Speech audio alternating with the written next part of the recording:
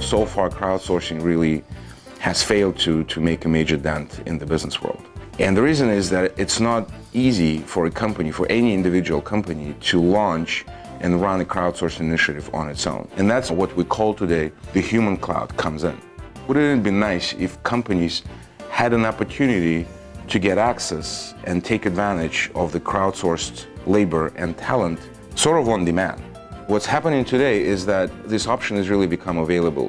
What human cloud really is a sourcing ecosystem when any interested company, what we call the buyer, can come and tap into this virtual pool of labor, what we call the suppliers, pretty much on demand. The dominant pricing model is pay-as-you-go. We actually identify 4 main models of human cloud. Really what is in between is the platform. And so according to what the platform does and what kind of services it provides to the buyers and the suppliers, we've defined these 4 different models. If you look at what are the main differences among these 4 models, it really boils down to 2 key dimensions.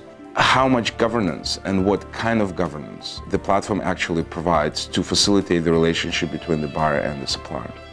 The second dimension has to do with where the focus of buyers' trust is placed. And so, we've defined these 4 models, which we call facilitator, arbitrator, aggregator, and governor.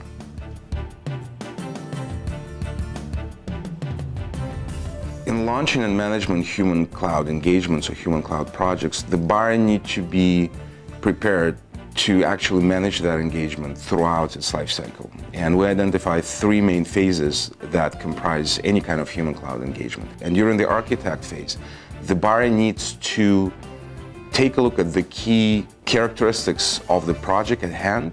And based on these sort of key dimensions, the buyer will need to decide what kind of human cloud platform to choose.